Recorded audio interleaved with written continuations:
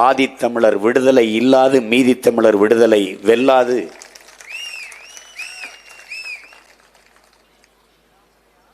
அதேதான் இன்றும்.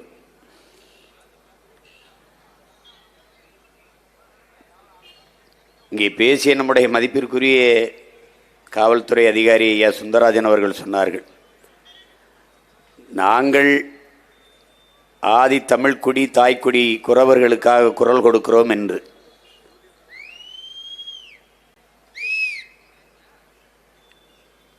அதை அப்படி பார்க்கக்கூடாது. எங்கள் பிறவி கடமையை நாங்கள் செய்கிறோம் என்றுதான் நீங்கள் பார்க்க வேண்டும்.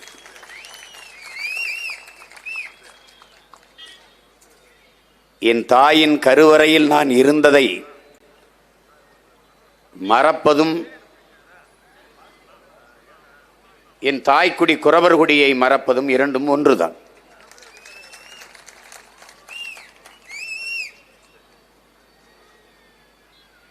இங்கே குறவர்குடி சார்ந்த பெருமக்கள் எனக்கு இதை கற்பித்து என்னை இது பேசு என்று நிர்பந்தித்து நான் பேசியதில்லை. நான் படித்து உணர்ந்து அறிந்து நானாக பேசியதுதான் அது. இங்கே கூடியிருக்கிற எல்லோரும் குறப்பைய மக்கள்தான் என்கிற உணர்வை நீங்கள் பெற வேண்டும். அதில் நானும் அந்த குடியிலிருந்து வந்தவன் தான் என்கிற பெருமிதமும் திமிரும் எனக்கு உண்டு.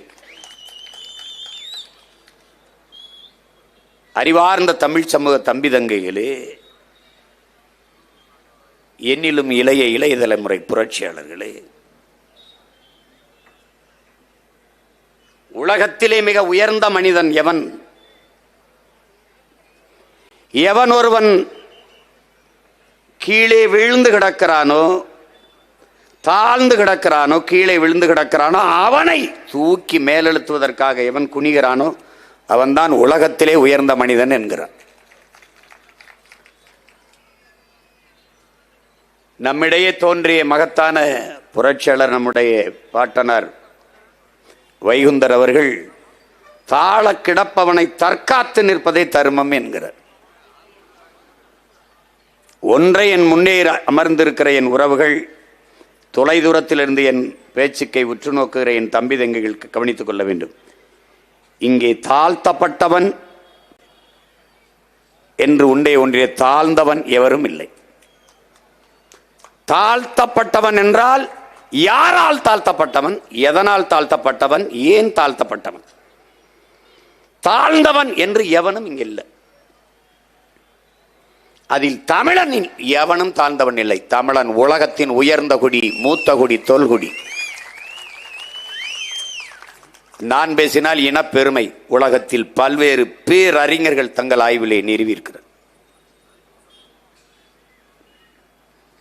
ஏன் இந்த நாட்டின் பிரதமர் ஐயா நரேந்திர மோடி கூட உலகில் பல்வேறு நாடுகளுக்கு செல்லும் போதெல்லாம் தவிர்க்க முடியாது, உலகின் மூத்த மொழி தமிழ் எங்கள் இந்தியாவில் இருப்பது எங்களுக்கு பெருமை என்று பேசுகிற நிர்பந்தத்தை கொடுத்தவர்கள் நாம். இந்திய மொழிகளின் தொன்மையை தமிழிலிருந்து அறியலாம் என்று அவர் பேசியதை நீங்கள் இன்றும் கேட்கலாம்.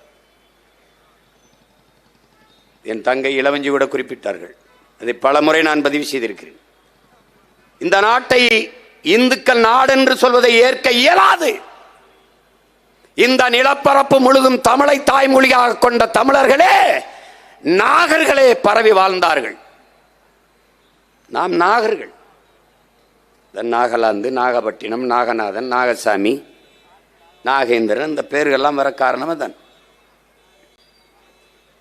தமிழை தாய்மொழியாக கொண்டதால் நாம் தமிழர்கள் என்று அழைக்கப்படுது.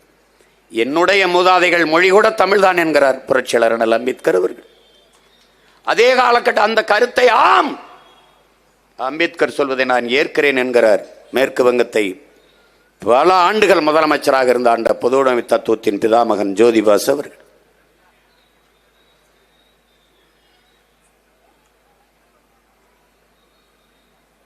இங்கே பேசிய நம்முடைய ஐயா சுந்தரராஜன் அவர்களோடு கூப்பிட்டார்கள். தொல்காப்பியமும் மாயோன் மேய காடுரை உலகு, சேயோன் மேய மைவரை உலகு, வேந்தன் மேய தீம்புணல் உலகு, வர்ணன் மேய பெருமணல் உலகு என்று பாடுது. அது சின்ன தடுமாற்றம் எனக்கு இருக்குது, குழப்பம் இருக்குது. நான் கேட்டேன், பல அறிஞர்கள்ட்ட பதிலே இல்லை. முதல் திணை முதல் நிலம் குறிஞ்சி தான். கல் தோன்றி மண் தோன்ற காலத்தே வாளோடு முன் தோன்றிய மூத்த குடி, கல் தோன்றி மண் தோன்ற காலத்தே முன் தோன்றிய தமிழ் என்றெல்லாம் நமது முன்னோர்கள் சொல்வது பழம்பெருமை அல்ல. என்னுடைய மாமா தமிழ்கடல் நாவுக்கரசர் காளிமுத்தவர்கள் விளக்குகிறார்கள். நம்முடைய ஐயா கவிக்கோ அப்துல் ரஹ்மான் அவர்களும் விளக்குகிறார்கள். கல் தோன்றி மண் தோன்றா கேட்கும்போது இந்த தமிழங்க எப்பவுமே பீத்துவாங்க, ரொம்ப பெருமை பேசுவாங்க, என்னத்தையாவது பேசிட்டு இருப்பாங்க. கால் தோன்றிச்சா, மண் தோன்றலையா? தோன்றலை. கல் தோன்றி விட்டது, மலை குறிஞ்சி திணை தோன்றிருச்சு, குறிஞ்சி நிலம் தோன்றிருச்சு. மண் தோன்றல, மண் மூன்றாவது நிலம், இரண்டாவது நிலம். முல்லையும் காடும் காடு சார்ந்த இடமும் முல்லை, மலையும் மலை சார்ந்த இடமும் குறிஞ்சி. ஏன் குறிஞ்சி? அங்கே குறிஞ்சி மலர்கள் நிறைந்திருப்பதால் அந்த நிலத்திற்கு பெயர் குறிஞ்சி என்று நமது முன்னோர்கள் சூட்டினார்கள். அந்த நிலத்தில் வாழ்ந்தவர்கள் குன்றவர்கள் என்று அழைக்கப்பட்டார்கள். குன்றில் வாழ்ந்ததால் குன்றவர்கள். நாளடைவில் இன் உச்சரிப்பு குன்றி குன்றி குன்றி குன்றி குறவர்கள் என்று அழைக்கப்பட்டு அந்த இனக்கூட்டத்தின் தலைவனாக நம்முடைய இறை முருக பெரும்பாட்டன் அங்கே உங்களுக்கு தெரியும்.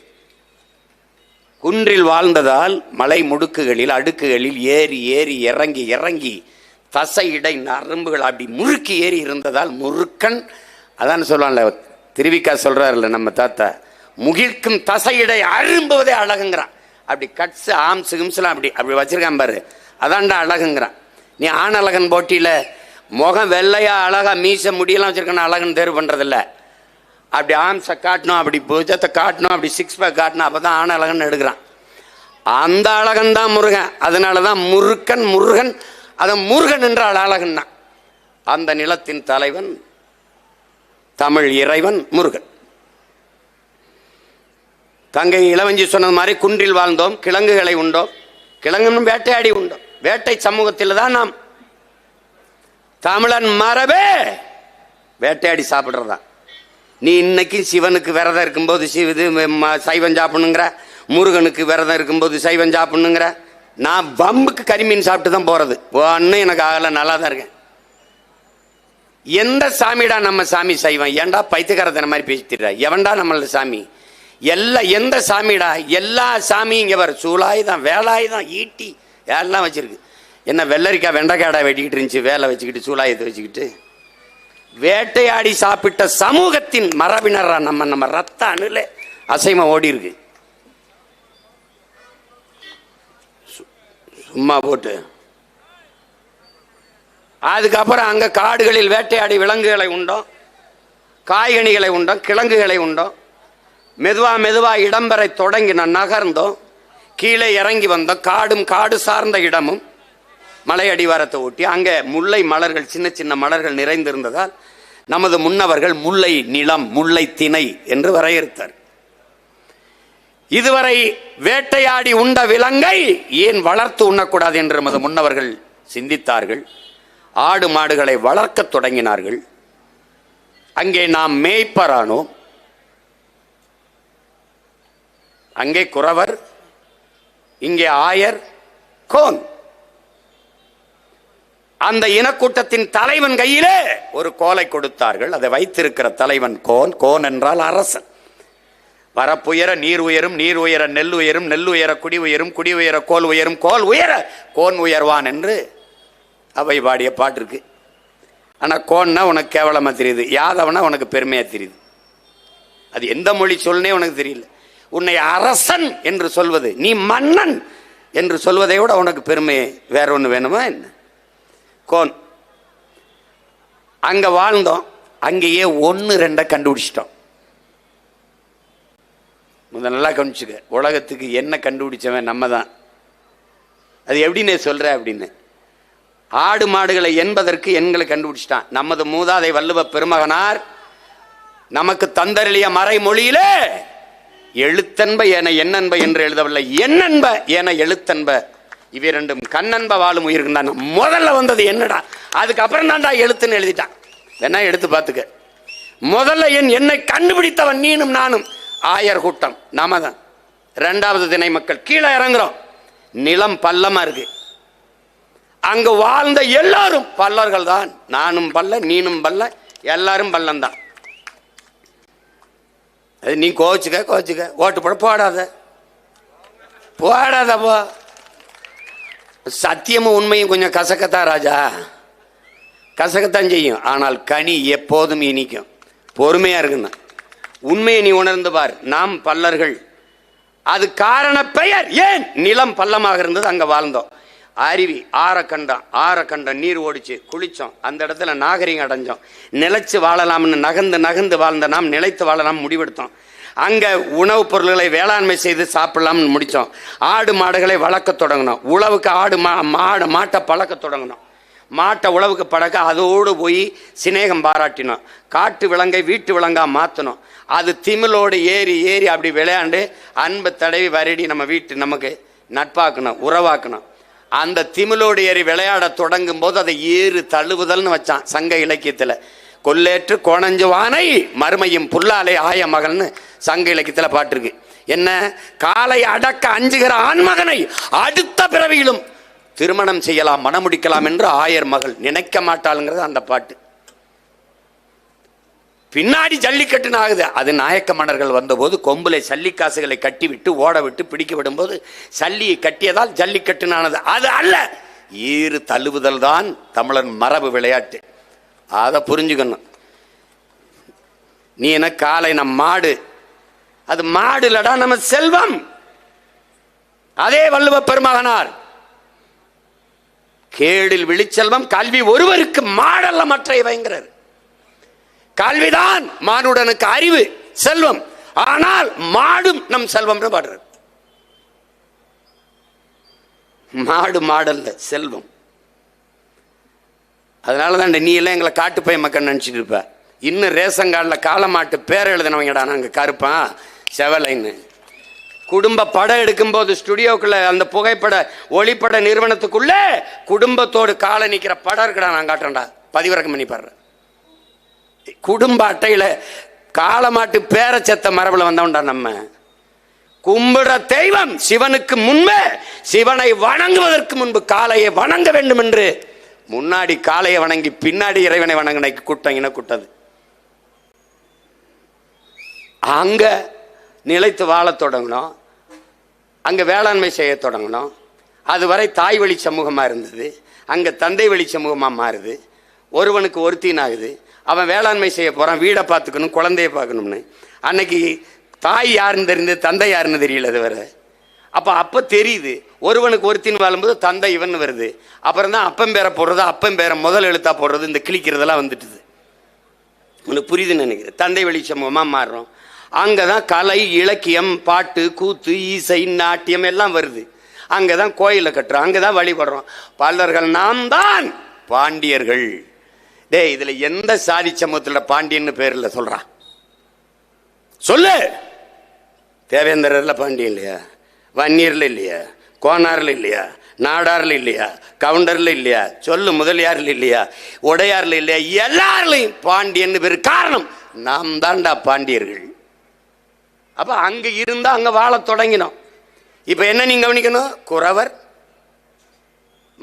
மருத நிலம். இங்க மருத மரங்கள் அதிகமாக இருந்தால் இந்த நிலத்தின் பெயர் மருத நிலம்.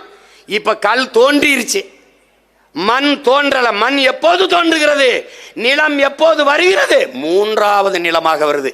அப்ப கல் தோன்றி மண் தோன்றா காலத்தே வாளோடு முன் தோன்றிய மூத்த குடி தமிழ் குடி என்று பாட்டு வருது. மலையிலே தோன்றிட்டான் தமிழன். ஆதியில் காடுகளில் வாழ்ந்த மனிதர்கள் எழுப்பிய ஒளியிலே, அவர்கள் எழுப்பிய மொழியிலே இருக்கிற அந்த ஒளியிலே இருக்கிற அந்த ஒளி இருக்கிற மொழியில் இருக்கிற ஒளி, அது இன்று வரை தமிழ். தூரத்தில் இருக்கவனை கூப்பிட ஏய் ஓய் ஆனா அது இன்னைக்கு இருக்கு. அதனாலதான் ஆதியில் மனிதன் பேசிய முதல் மொழி தமிழ் என்று அமெரிக்க மொழியல் ஆய்வறிஞர் அலெக்ஸ் குலியர் பதிவு செய்கிறார். நான் சொன்னா வீண் பெருமை பேசுறேன்பா. அமெரிக்காவில் இருக்க அலெக்ஸ் குலியர் என்ன வந்தது, இன்னும் இருக்காரு. அப்ப குறிஞ்சி திணை, மருத நிலம், குறிஞ்சி நிலம், இடையிலே முல்லை நிலத்தில் வாழ்ந்ததால் அவர்கள் இடையர்கள் என்று அழைக்கப்பட்டார்கள். அது காரண பெயர், குடிப்பெயர் அதல்ல. குடிப்பெயர் கோன் ஆயர். நிலம் பள்ளமாக இருந்ததால் நாம் பல்லர்கள், அது குடிப்பெயர் அல்ல, காரண பெயர். குடிப்பெயர் வேளாண்மை செய்ததால் நாம் வேளாளர்கள். இதை நல்லா விளங்கணும். ஒரு தொல்குடி நம் தாய்க்குடி குறவர் குடி, அதில் இருந்த இத்தனை குடி. இதற்கு பிறகு கடலும் கடல் சார்ந்த இடமும் போறோம். அது நெய்தல் என்று அழைக்கப்படுது. அங்க வாழ்ந்தவன் மீனவன் அல்ல, அவனுக்கு பேர் மீனவன் அல்ல. மீனவன் என்பது காரண பெயர். காரணம், மீன் பிடிப்பதால் மீனவன். பால் விற்கிறதுனால பால்கார், கீரை வித்தா கீரைக்கார். அப்படிதான் நீ சொல்ற. குப்பையை அல்றதுனால குப்பைக்காருங்கிற. குப்பையை போட்ட உடனே என்ன பேர் சொல்றது? பால் விற்கிறவர் பால்கார், சரி விற்கிறாரு பால்கார். காய்கறி விற்கிறவர் காய்கறிக்கார். அப்படிதானே சொல்ற? அப்படித்தான் சொல்ற. ஆனா குப்பையை ஆள்றவன குப்பைக்காருங்கிற. போட்ட உடனே என்ன சொல்றது? நீ தான்டா பெருங்குப்பை. உண்மையிலே குப்பைக்காரன் நீ தான். அது மாதிரி மீனை பிடிப்பதால் நாம் மீனவர்கள். ஆனால் அது நம் குடிப்பெயர் அல்ல.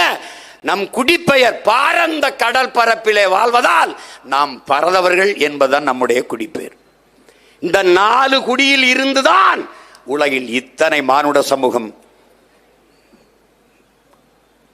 தளிர்த்து துளிர்த்து கிளைத்து வளர்ந்திருக்கிறது என்பதை அறிவார்ந்த தமிழ் சமூக மக்கள், பெரும் அறிஞர், பெரிய கவிக்கோ நம்முடைய ஐயா அப்துல் ரஹ்மான் அவர்களே இது குறித்து பேசியிருக்கிறார்கள். வலையொலியில் இருக்கு, நீ தட்டி பார்க்கலாம்.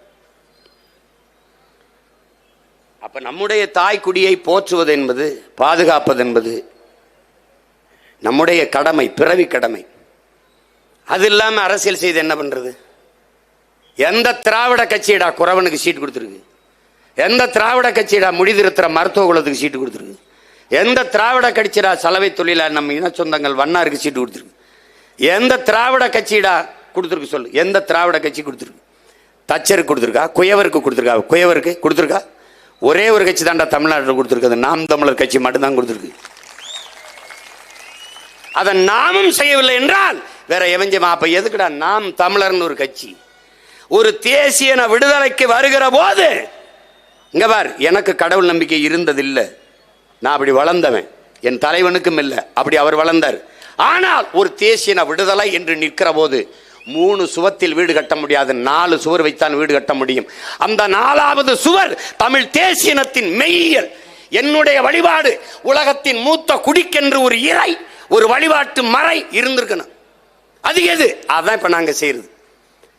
அண்ணல் அம்பேத்கர் சமய புரட்சி இல்லாத அரசியல் புரட்சி வெல்லாது என்றார். நான் அதையே பண்பாட்டு புரட்சி இல்லாது அரசியல் புரட்சி வெல்லாது என்று வைத்தேன். அவ்வளவுதான். அவர் அதிகாரம் மிக வலிமையானது, நான் அதை அடைந்து விட்டால் எளிமையானதுன்னு பின்னாடி சேர்த்து விட்டேன். அவ்வளவுதான். அதிகாரம் மிக வலிமையானது, அந்த அதிகாரம் என் மக்களுக்கானதுன்னு நான் சேர்த்தேன். அவ்வளவுதான். பாதை அவர் போட்டது, பயணம் எங்களுது. அதை தான் அவர் சொல்லுகிறார். கோட்பாடு இவ்வளவுதான், ரொம்ப எளிது. நான் யாருக்கும் அடிமை இல்லை, எனக்கும் யாரும் அடிமை இல்லை. இது ஒரு கோட்பாடு. அண்ணல் அம்பேத்கரோடு, ஐயா பெரியாரோடது. தான் உயர்ந்த சாதி என்று எண்ணிக்கொள்கிற பெருமக்கள் தனக்கு கீழே தாழ்ந்த சாதி யாரும் இல்லை என்று எண்ணிக்கொண்டால் சமூகத்தில் பிரச்சனை இல்லை. இவ்வளவுதான் கோட்பாடு. எந்த சொல் உன்னை எலி சொல் என்று சொல்கிறதோ அந்த சொல்லை எலி சொல்லாக மாற்று, எழுச்சி சொல்லாக மாற்று. இந்த கூட்டத்திலே எவன் குறவன், எவன் பறையன் என்று எவன் கேட்டாலும் எழுந்து நில்லடா. ஆம், நான் தான் குறவன், நான் தான் பறையன் என்று எழுந்து நில். எந்த சொல் உன் மீது இழி சொல் என்று சுமத்தப்படுகிறதோ அந்த சொல்லை எழுச்சி சொல்லாக மாற்று. இல்லாத வரை உனக்கு விடுதலை இல்லைடாங்கிறார். யாரு? நம்முடைய தாத்தா ரெட்டமலை சீனிவாசன். அதே அண்ணல் அம்பேத்கர் வேற வடிவத்து அதே கருத்து தான். எந்த சொல்லை வைத்து உன்னை அவமதிக்கிறானோ, அவமானப்படுத்துகிறானோ அதையே உன் ஆயுதமாக தூக்குடாங்கிற, ஆயுதமா ஏந்துறாங்கிறார். அதே உன் ஆயுதமா ஆக்குடா. அவ்வளவுதான்.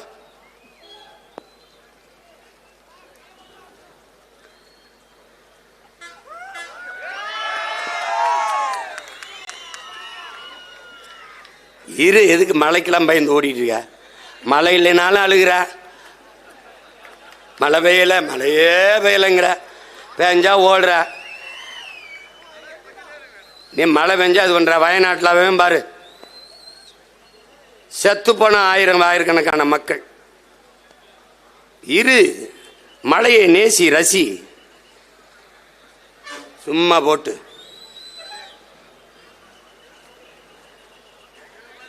மழை இல்லைன்னா ஏதுரா உலகத்தில் உயிர்கள் இருறா. கொட்டுற குண்டு மலைக்கே ஓடாத கூட்டத்தில் பிறந்துட்டு குளிர் மலைக்கு பயந்துக்கிட்டு கொடையை பிடிக்கிறது, பாயை பிடிக்கிறது. நனைடா, நெல்லும் எள்ளும் வெங்காயம் தாண்டா நனைஞ்சா முளைக்கு. நீ ஒன்றும் முளைச்சு போக மாட்டாயிடா. இருறா, எங்கடா போற? சும்மா ஏதோ ஐயோ அப்படின்னு.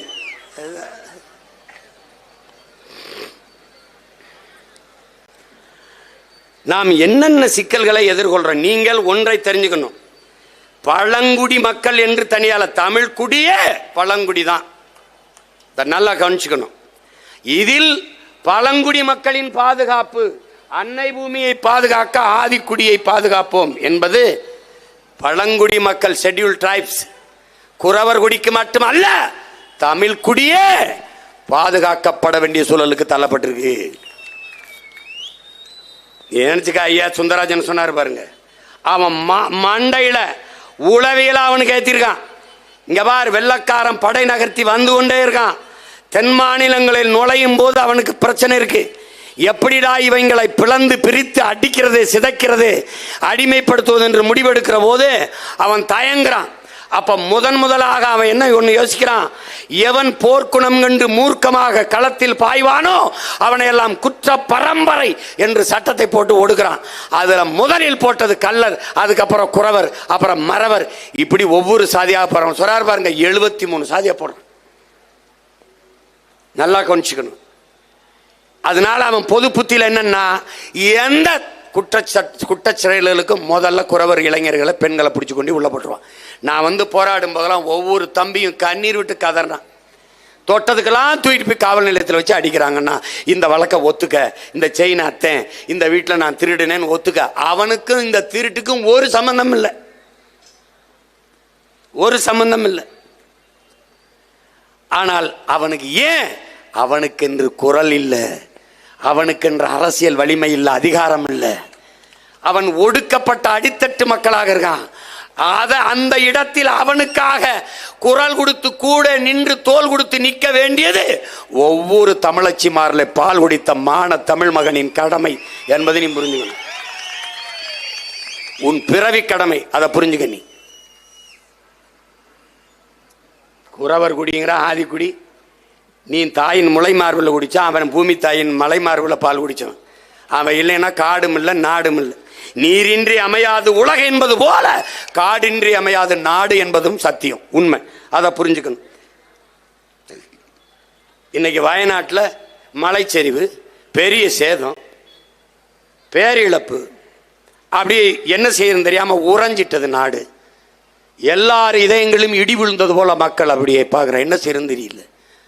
நம்முடைய போற்றுதற்கும் வணக்கத்திற்கும் உரிய பெருந்தகை முத்தமிழ் பேரறிஞர் ஐயா வைரமுத்து அவர்கள் ஒரு கவிதை எழுதியிருக்காங்க.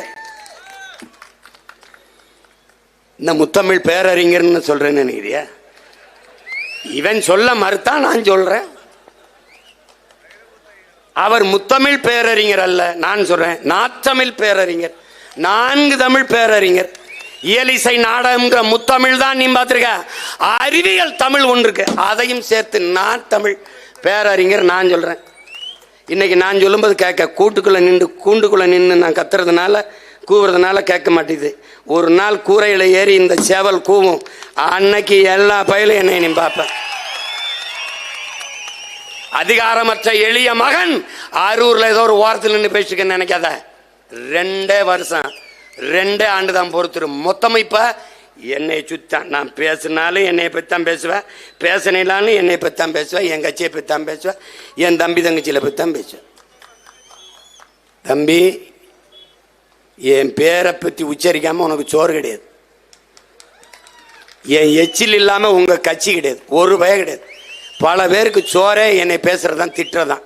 தீட்டி தீட்டி பேசினாலும் வட்டியில சோறு அப்பா.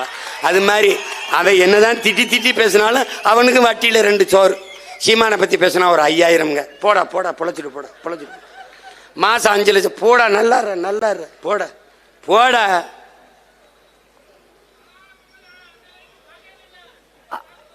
அப்படிதான். அது மாதிரி முத்தமிழ் பேரறிஞர் நம்முடைய ஐயா வைரமுத்து அவர்கள் மலைகளை, இங்க பாருங்க, மலைகளை மலித்ததும் காடுகளை அழித்ததும் நதிகளை கெடுத்ததும் தான் இந்த பேரழிவுக்கு காரணம்ங்கிறது.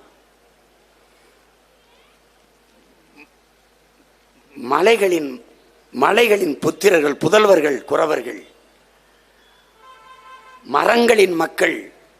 மரங்களின் நீ தாய் தந்தையின் விரல் பிடித்து நடந்தாய், அவன் மரங்களின் கிளை பிடித்து நடைபயிற்சி நடந்தவன். நீ கிணறு குளங்களில் தண்ணி குடித்தாய், அவன் அருவியிலும் ஓடையிலும் நீர் குடித்து வளர்ந்தவன். அவன்கிட்ட போய் நீ பேசாத. காடுகளின் நீள ஆழம் அகலம் தெரியும், அவனுக்கு மலை முகடுகள் எல்லாம் தெரியும். அவனோட நீ ஒன்றும் போட முடியாது. நீ உலகத்தில் ஒன்றுமே உன் பிள்ளைகளுக்கு படிப்பிக்காதேங்கிறான். இயற்கையை நேசிக்க கற்றுக்கொடு, இயற்கை எல்லாவற்றையும் கற்றுக் கொடுக்குங்கிறான்.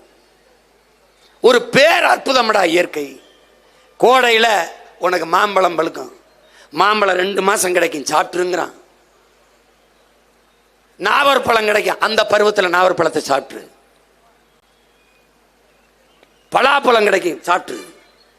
எந்த பருவத்தில் எந்தெந்த பழம் கிடைக்கிறதோ அந்த பழத்தை எல்லாம் சாப்பிட்டுருங்கிறான். இயற்கை உனக்கு கொடையா கொடுக்குது, நீ செய்ய மாட்டியே. 10 ரூபா 15 ரூபாய்க்கு இளநீ கிடக்கும் சாலையில், அதை குடிக்க மாட்டேன். ஆனால் தேடி போய் உயர்ந்த ஒரு உணவு விடுதியில் காஸ்ட்லி ரெஸ்டாரண்ட்டில் உட்காந்துட்டு கொக்கோ கோலா பெப்சி குடிச்சு சாவ. ஒரு கொக்கோ கோலா ஒரே மூச்சில் குடிச்சிட்டு உட்கார்ற, நெஞ்சடைச்சு நீ சாகரியாலான்னு பாடுற. ஒரு கொக்கோ கோலா பெப்சியை வாங்கிட்டு போய் உன் வீட்டு கக்கூச கழுவிடா, பளிச்சுன்னு ஆகுதா இல்லையான்னு பாடுற. அப்போ குடிச்சின்னா உன் குடல் அது மாதிரி பளிச்சுன்னு ஆகுமா ஆகாதாடா? இதை அறிவார்ந்த தமிழ் சமூக மக்கள் சிந்திக்கணும். காடுகள், மலை முகடுகளில் உயர்ந்து அடர்ந்து இருக்கிற காடுகள் தான் பூமிக்கு மேகத்தை அறுவடை செய்து மழையாக கொண்டு வருது. அதுதான் அருவியை பிரசவிக்குது, அருவிதான் ஆறை உருவாக்குது. இந்த இயற்பியல், இந்த உயிரியல் உண்மையை, இந்த அறிவியல் உண்மையை என் அன்பு பிள்ளைகள் அறிந்து கொள்ளணும். உனக்கு காடு தொலைதூரத்தில் பார்த்தால் காடு, நம் குறவர் குடிக்கு, ஆதி தமிழ் குடிக்கு அது வீடு என்பதை நீ கவனத்தில் வச்சுக்கணும். கண்டகாரினத்தில் மாவோயிஸ்ட் எப்படி உருவானா? 200 லட்சம் கோடிகளுக்கு, 200 லட்சம் கோடிகளுக்கு அந்த மலைகளில் இருக்கிற கனிம வளங்களை வெட்டி எடுக்கிறதுக்கு அந்நிய முதலாளிகளுக்கு ஒப்பந்தம். காடுகளை அழித்தால்தான் மலைகளில் இருக்கிற கனிம வளங்களை எடுக்க முடியும். காடுகளை அழிக்க இவர்கள் புகுகிற போது, பாய்கிற போது, உள்ளே நுழைகிற போது, உனக்கு காடு எனக்கு வீடு என்று அங்கு வாழ்ந்த பழங்குடிகள் போராட தொடங்கினான்.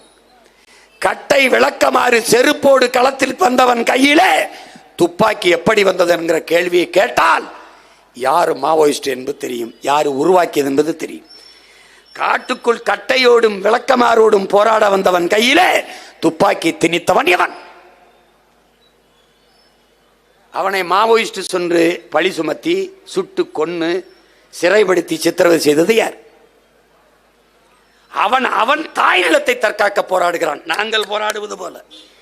மேல்மாவில் 3000 ஏக்கரையின் விளைநிலத்தை நீ தொழிற்சாலை, சிப்காட் தொழிற்சாலைக்கு எடுக்க கூடாது, அந்த போராட்டம் போல. காட்டுப்பள்ளியில் 6111 ஏக்கரை கடலிலே நிலத்திலே நீ எடுக்க கூடாது, அந்த போராட்டம் போல. மீத்தேன் எடுத்துக்கொள்ள, ஹைட்ரோ கார்பன் எரிவாயு பயோகாஸ் எடுத்துக்கொள்ள ஆடு மாட்டு கழிவு, மக்கிய இலைதலை கழிவே போதுமானதாக இருக்கிற போது என் பூமி தாயின் ஈரக்கொலைய இதயத்தை நீ அறுக்காதே என்று நாங்கள் போராடுவது போல அவன் போராடினான். அவன் தாய் நிலத்தை, வாழ்விடத்தை பாதுகாக்க போராடினான். இது அவன் அடிப்படை உரிமை, பிறப்புரிமை, ஜனநாயக கடமை. அதை மாவோயிசம், தீவிரவாதம் என்றார்கள். அப்படி என்றால் சீனாவில் இருக்கிற எல்லோரும் மாவோயிஸ்ட் தானே? அவனுடைய நட்பு பாராட்டுகிறாய்? என்னது இது? அது மாதிரிதான் நம் பழங்குடிகள். அவங்க சொன்னாங்க 150 பேருக்கு நான் பேசி மாவட்ட ஆட்சியரோட சண்டை போட்டு சாதிச்சான்றது. எங்க அண்ணன் கேப்டன் துரை சொல்றாரு, 3000 பேருக்கு பெற்றுக் கொடுத்துருக்கோம். இப்ப பெற்றுக் கொடுக்குறோம், அப்புறம் நாங்களே கொடுப்போம், அவ்வளவுதான். அந்த நாளுக்கு தான் இவ்வளவு வேலை செஞ்சுக்கிட்டு இருக்கோம்.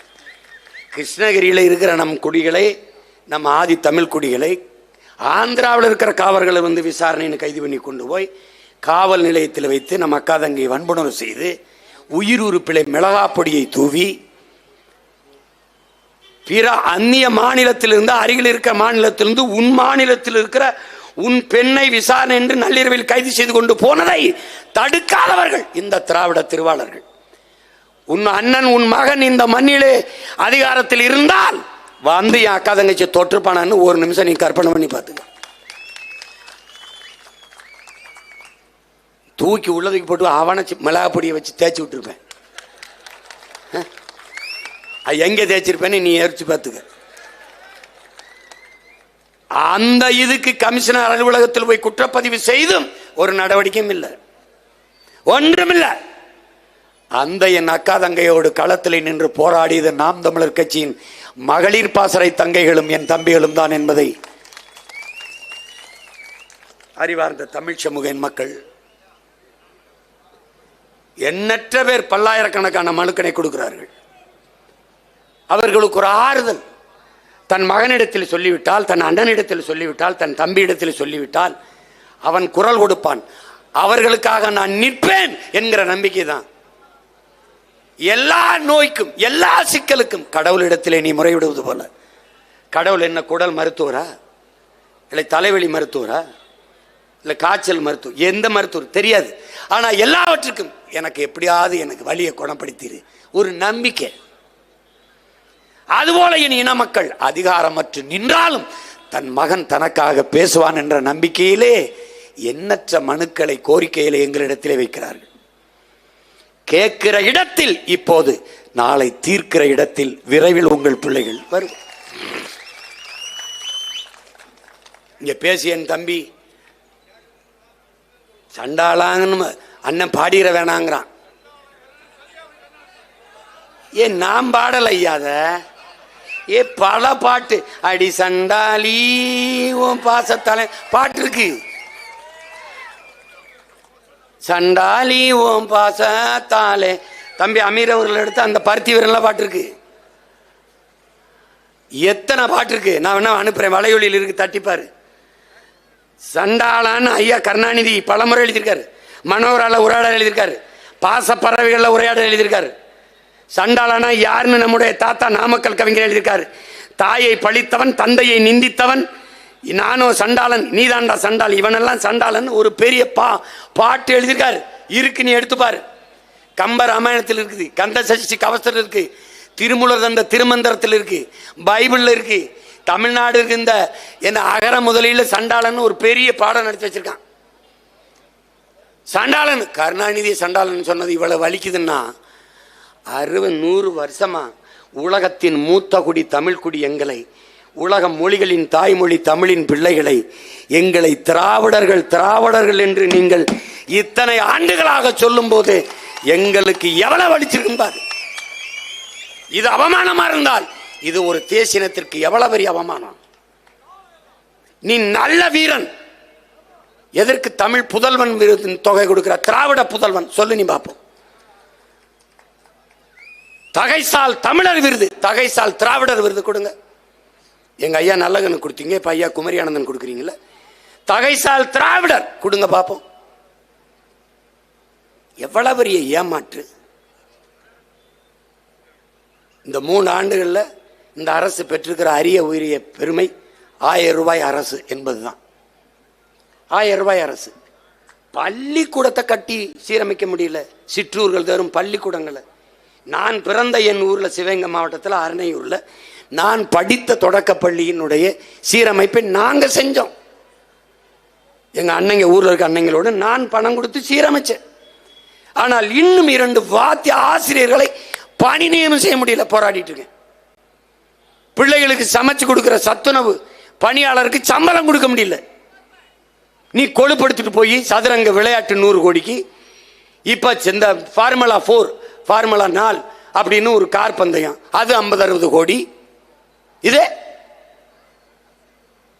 அப்போ அறிவு கருவறையாக இருக்கிற வகுப்பறைகளை, பள்ளிகளை, ஒரு நாட்டின் எதிர்காலம் அந்த நாட்டின் வகுப்பறையில் தீர்மானிக்கப்படுதுங்கிறான். ஒரு அறிவார்ந்த சமூகத்தை உருவாக்க ஒரு ஆகச்சிறந்த பணி கல்வி பணி. அதை கற்கிற பள்ளிக்கூடங்களை சீரமைத்து ஆசிரியர்களுக்கு உரிய ஊதியம் கொடுத்து தரமான கல்வியை தேசத்தின் குடிகளுக்கு கொடுக்க முடியல. கேட்டால் திராவிட மாடல். என்ன மாடல்? என்ன மாடல்? நீ ஏதோ பழங்குடி மக்கள் குறவர் குடிக்குத்தான் ஆபத்து பாதிப்பு நினைச்சிட்டு இருக்க. நீ வாழ்ந்துட்டியா? நீ இதை வாழ்ந்துட்டியா? 1000 ரூபாய்க்கு நீ கையெந்திர நிலைமையில தான் இருக்க. தமிழ் புதல்வன் அந்த அந்த பணம் கொடுக்கிற அறிவிப்பு வரும்போது இன்னைக்கு செய்தித்தாளில் படிச்சு பார்த்தீங்கன்னா, வறுமை கல்வி கற்க, கல்விக்கு ஏழ்மை ஒரு தடை இல்லை, கல்வி கற்க ஏழ்மை ஒரு தடை இல்லை. ஏன் 1000 ரூபாய் கொடுக்குறாருல்ல? என் மக்களிடத்துல ஒரே ஒரு கேள்விதான் உங்க மகன் கேட்பேன், இந்த 1000 ரூபாயை இந்த அரசு ஏன் தர வேண்டும்? எதற்காக தர வேண்டும்? இந்த பணத்தை எப்படி தருது? இந்த கேள்வியை நீங்க எழுப்பி பார்க்கணும். எதுக்காக பெண்களை குறி வச்சு 1000 ரூபாய் கொடுக்குது? பெண்களுடைய வாக்கை பெற முடியல. எதற்காக பெண்கள் கல்லூரிக்கு பெற பெண்களை குறி வைக்குது? இளம் பெண்கள், இளைஞர்கள் சீமான் பின்னாடி ஆயிரக்கணக்கில் திரளுகிறார்கள். சீமான் யார்? முதலமைச்சர் மகனா, பேரனா? இல்லை. யார்? 1 லட்சக்கணக்கான கோடி வச்சிருக்கானா? பல ஆயிரம் கோடி வச்சிருக்கானா? இல்லை. பல முறை பதவியில் இருந்திருக்கானா? இல்லை. யார்? இந்த கூட்டத்தில் ஒருவன். அவன் கண்ணாடியில் முகத்தை பார்க்கிற போது என் முகம் அவனுக்கு தெரியுது. அவன் நினைக்கிறான், நான் தலைவன் என் முன்னாடி நிற்கல, என் அண்ணன், என் சித்தப்பன், என் பெரியப்பன், என் மாமன், என் மகன் என்று இந்த மக்கள் என்னை நேசிச்சு கொடுறாங்க. நடிகர் கட்சி ஆரம்பித்தால் அவரை பார்க்க கூடுவார்கள், சீமானை பார்க்க கூட மாட்டார்கள். அவன் என்ன பேசுகிறான் என்று கேட்க கூடுவார்கள். என்ன பேசுவான்? அவர்களுக்காக பேசுவான். இதயத்தின் அடித்தளத்திலிருந்து பேசுவான், ஈரக்குலையிலிருந்து பேசுவான், உள்ளத்திலிருந்து பேசுவான், உதிரத்தை உருக்கி அதையே பேசுவான். பல ஆயிரம் ஆண்டுகளாக அவன் இனம் தூக்கி சென்ற வலியவே மொழியாக்கி பேசுவான். அவனுக்காக பேசுவான். அதனால் எனக்கு அருகில் நிற்பான். பெருந்தலைவர் காமராஜர் வட இந்தியாவில் போய் பேசிக் கொண்டிருக்கிற போது தமிழிலே பேசிக் கொண்டிருக்கிறார், வேட்டி சட்டையில் தமிழ். முன்னாடி இருக்கிறவரெல்லாம் கைதட்டுகிறார்கள். அவர்களுக்கு தமிழ் தெரியாது, கைதட்டுகிறார்கள். பக்கத்தில் இருந்து ஒருத்தர் கேட்கிறாரு, அவர் என்ன பேசுறாரு, ஏன் கைதட்டுறிய? என்ன பேசுறாருன்னு தெரியல, ஆனா எங்களுக்காக பேசுறாருன்னு தெரியுது. அது மாதிரி இந்த மக்கள், என் உடன் பிறந்தவர்கள், தங்கை தம்பிகளுக்கு தெரியும், அந்த அண்ணன் அவங்களுக்காக பேசுறேன்னு தெரியும். அதனால ஒரே ஒரு தடவை கேளுங்க, எதுக்கு இப்ப தமிழ் புதல்வனுக்கு காசு? ஏன்னா அவருக்கு தெரியுது, இந்த 1000 ரூபாய் கொடுத்ததுல கொஞ்சம் இளம் பெண்கள் ஓட்டு நமக்கு விழுகுது. என்ன புள்ளி விவரம். இப்ப இந்த இளைஞர்கள் சீமானுக்கு போடுறான். அவன் என்ன நினைக்கிறான், நம்ம ஒரு தொகுதிக்கு 50 கோடி செலவழிச்சான், அவன் 5 லட்சம் தான் செலவழிச்சான், வட்டி காசால கூட செலவழிக்கல. நம்ம நிறுத்தும் போதெல்லாம் பெரிய பெரிய அமைச்சர்கள் மகன்களை நிறுத்தணும். அவன் யாருன்னே தெரியல வேட்பாளர். இவ்வளவு வேலை செஞ்சோம். ஆனா அவன் ஒரு ஆளா கத்தி 35 லட்சம் 36 லட்சம் ஓட்டை வாங்கியிருக்கான். 1 ரூபா ஓட்டுக்கு கொடுக்கல. யாரு போட்டது? கிறிஸ்தவ இஸ்லாமியர் போடல. ஏன்னா பிஜேபியின் பி டீம். நம்ம யாரு சொல்றா? மெயின் டீம் திமுக தான். கருணாநிதி ஐயாவின் 100ஆண்டு விழாவுக்கு நாணயம், காசு வெளியிடுகிறது மத்திய அரசு, இந்திய ஒன்றிய அரசு. ஏன்? எப்படி வெளியிடுது?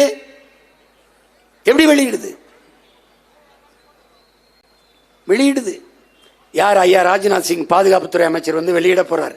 அந்த நேரத்தில் இவங்க ஒரு பண்ணுவாங்க பாரு,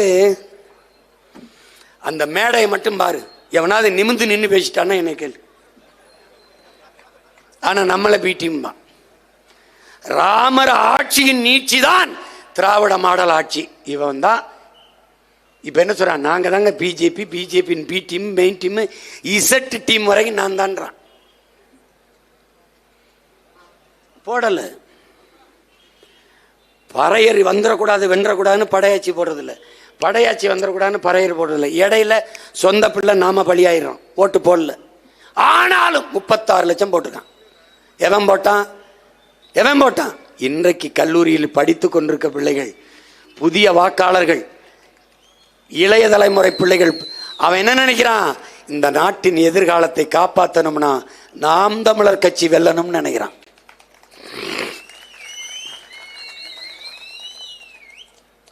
இன்னைக்கு 4.5 லட்சம் முத தேர்தலில், அப்புறம் 17.5 லட்சம், அப்புறம் 30 லட்சம், இப்போ 36 லட்சம். இது 1,20,00,000 ஆகும். இந்த நாடு நமதாகும்.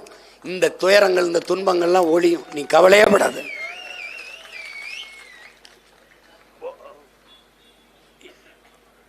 நம்ம கையில் தான் இருக்கு.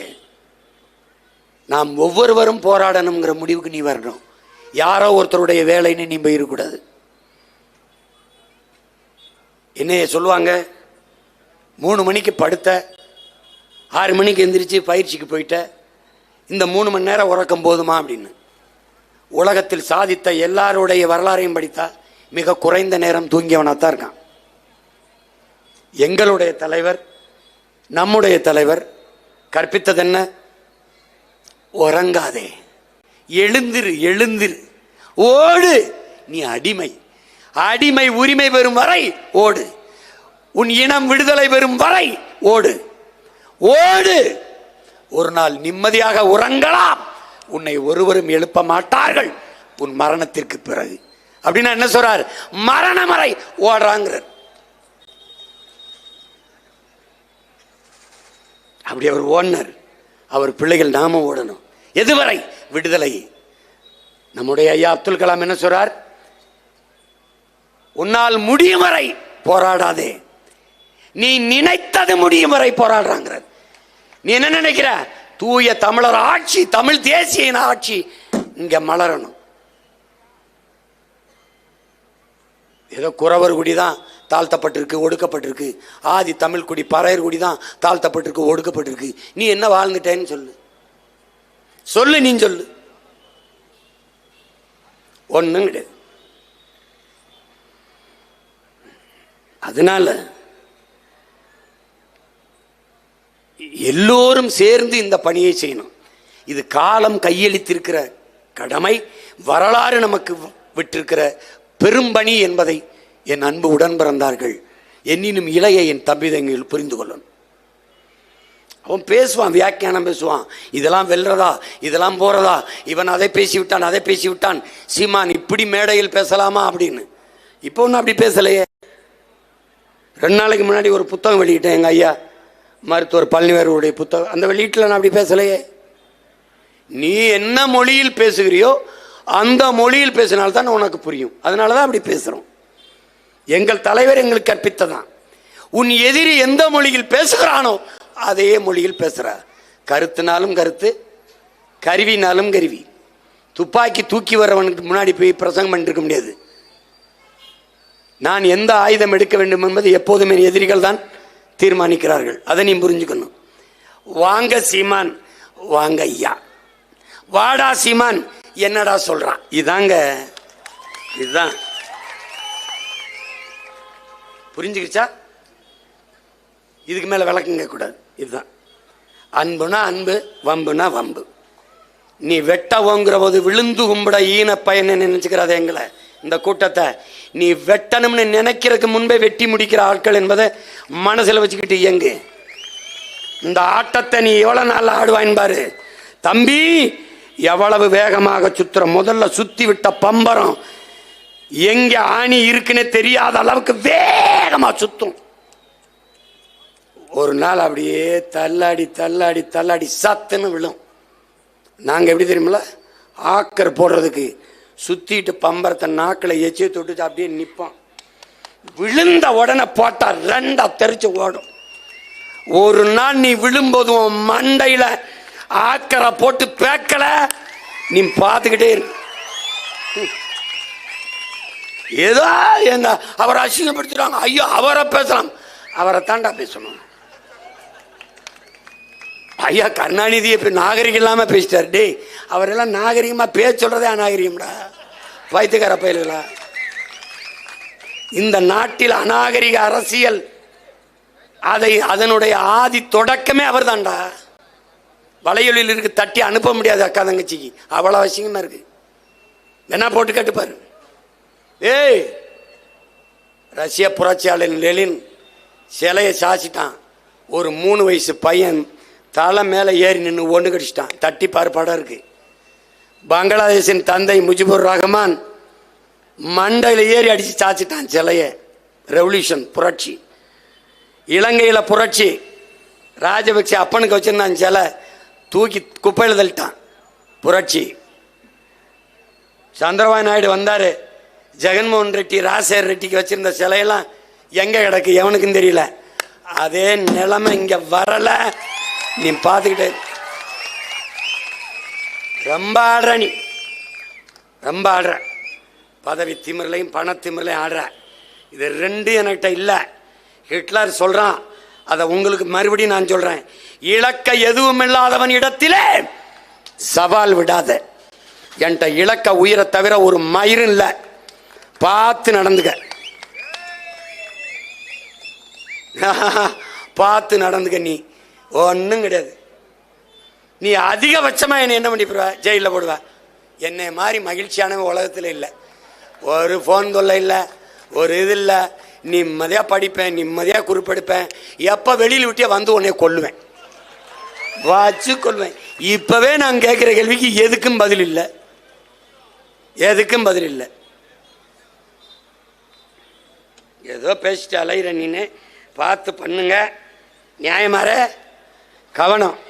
பல சாம்ராஜ்யங்கள் சரிஞ்சிருக்கு, உனக்கு ஒன்றும் இல்லை. திராவிடம்னா என்னன்னே சொல்ல தெரியல, பார்த்துக்க.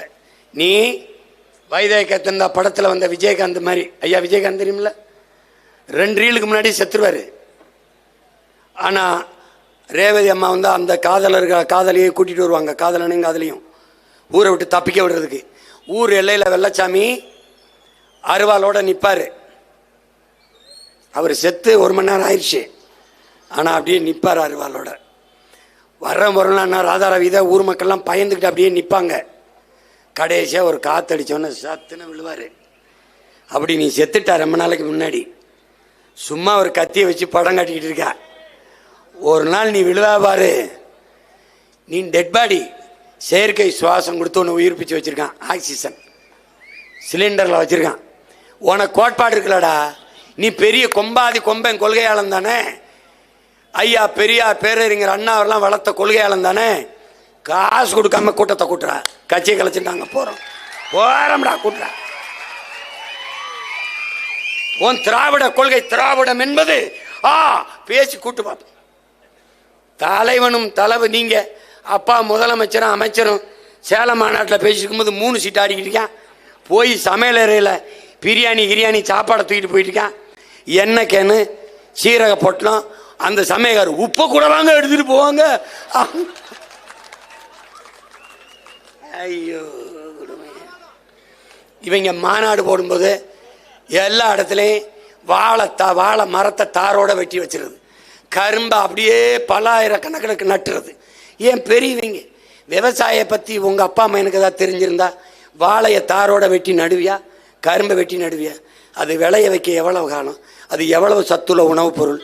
அதை கொண்டாந்து வீதியில் கட்டி என் ஜனம் கூட்டம் முடிச்சு போகும்போது விக்குன்னு அந்த தாரை அத்து கரும்பு அத்து கட்டா கட்டிக்கிட்டு கருமம்.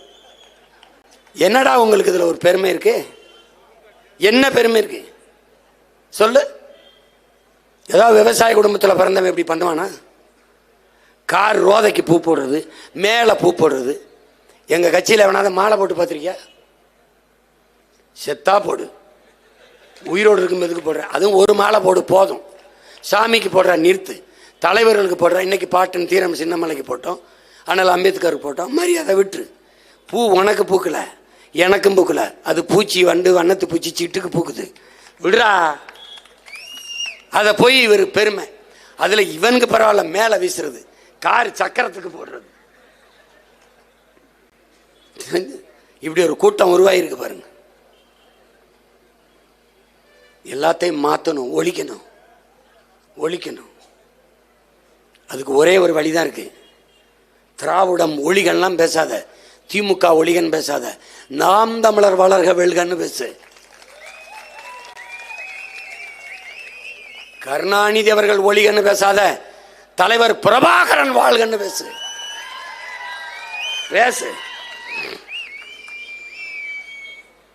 உறுதியா நில்லு. நம்ம வெல்ல போறோம், நம்பிக்கையோடு. முடியாதுன்னு நினைக்காத.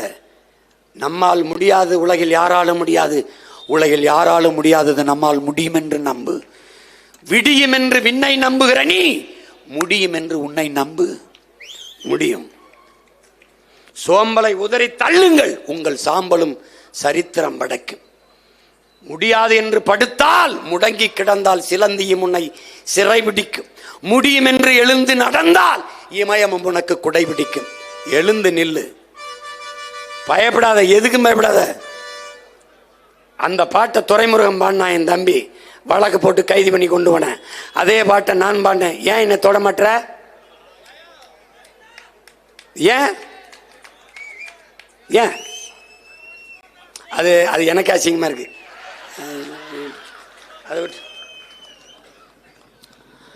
அதை விட்டு அதனால அவங்க என்னமோ நம்ம அவங்கள பார்த்து பயப்பட நினைக்கிறேன். நம்மளை பார்த்தா எல்லா பயிலும் பயப்படுறான். அதனால நீ ஒன்றும் கவலைப்படாத. இன்னும் 2 ஆண்டு இருக்குன்னு நினைக்காத. 10 மாசம் தான் இருக்கு 26 தேர்தலுக்கு. படையை பெருக்கு, தடையை நொறுக்கு, இறுதி இனத்தின் விடுதலையே இறுதி இலக்கு. விட்டாத. சிறை அதை நிறை, வழக்கு இல்லாது விடியாது கிழக்கு. இந்த கோட்பாட்டை உள்வாங்கிக்க. ஒன்றும் கிடையாது. சிறை கட்டினதே நமக்கு தாங்கிற திமிரும் பெருமிதமும் உனக்கு இருக்கணும். சிறையை கட்டினதே நமக்கு தாண்டா. இங்க பாரு, திருடன், தாலியா இருக்கிறவன், கொள்ளக்காரன், கொலகாரன், இவனை தாண்டா சிறை சிதைக்கும். எப்பவும் மண்ணுக்கு மக்களுக்குமாக போராடுகிற புரட்சியாளனை, போராளியை சிறை செதுக்கும் என்பதை நீ நினைவில் வச்சுக்க. ஒன்றும் கிடையாது. நேரு மாதிரி இரு. இன்னும் 16 ஆண்டுகள் கூட என்னை சிறையில் வையுங்கள், புத்தகத்தை மட்டும் தயவு செய்து கொடுத்து விடுங்கள்னாரு. புத்தகத்தை நீ நேசிக்க, சுவாசிக்க, வாசிக்க கத்துக்க. ஒன்றும் கிடையாது. நீ அறிவை தேடி ஓடுங்கள், நாளைய வரலாறு உங்கள் நிழலை தேடி ஓடி வருங்கிறார் புரட்சி ஜெனரல் அம்பேத்கர். அதை கவனத்தில் வைத்துக் கொண்டு செல்லுங்கள். அடித்தட்டு மக்கள், உழைக்கும் மக்கள், ஆதி தமிழ் குடிகளுக்கான அதிகாரத்தை நாம் வெல்வதுதான் பாதுகாப்பு. பெண்களுக்கு 50 விழுக்காடு கொடுப்பதற்கு காரணம் பாதுகாப்பு. குறவர் குடிக்கு தேர்தலில் நிற்க இடம் கொடுக்க காரணம் பாதுகாப்பு. ஆதி தமிழ் குடி பறையர் குடிக்கு பொது தொகுதியிலே 16 தொகுதி கொடுத்ததற்கு காரணம் பாதுகாப்பு தான். அதிகார அரசியல் வலிமையும் அதிகார வலிமையும் தான் பாதுகாக்கும். அதனால கவனத்தில் வைத்துக்கொண்டு வேலை செய்யணும். இது ஆதி பழங்குடி குறவர் குடிக்கான பாதுகாப்பு அல்ல, ஒட்டுமொத்த தமிழ் தேசிய குடிகளுக்கான பாதுகாப்பு என்பதை கவனத்தில் வைத்துக்கொண்டு களப்பன்றி ஆட்ட வேண்டும். நம்முடைய தாய்க்குடி, அதை மதிப்பதற்கு பதிலாக மிதிப்பதென்பது பெரும் கொடுமை. அந்த கொடுமையை இளைய தலைமுறை தமிழ் பிள்ளைகள் செய்யக்கூடாது. அவர்களுக்கு தோளுக்கு தோல் நின்று, துணையாக நின்று, அவர்களுடைய அரசியல் வலிமையை, அதிகாரத்தை வென்று கொடுக்க வேண்டியது நம்முடைய பிறவி கடமை என்கிற உறுதியை ஏற்க வேண்டும். இந்த பழங்குடி நாளிலே பழங்குடி மக்களின் உரிமைக்காக நாம் களத்திலே நின்று அவர்கள் உரிமையை பெற்றுக் கொடுக்க வேண்டியது ஒவ்வொரு தமிழ் பிள்ளையின் கடமை என்கிற உறுதியை ஏற்போம். புரட்சி எப்போதும் வெல்லும். நம் வெற்றி அதை நாளை சொல்லும். தமிழ் தாய் வாழ்க, தலைவர் பிரபாகரன் வாழ்க. நாம்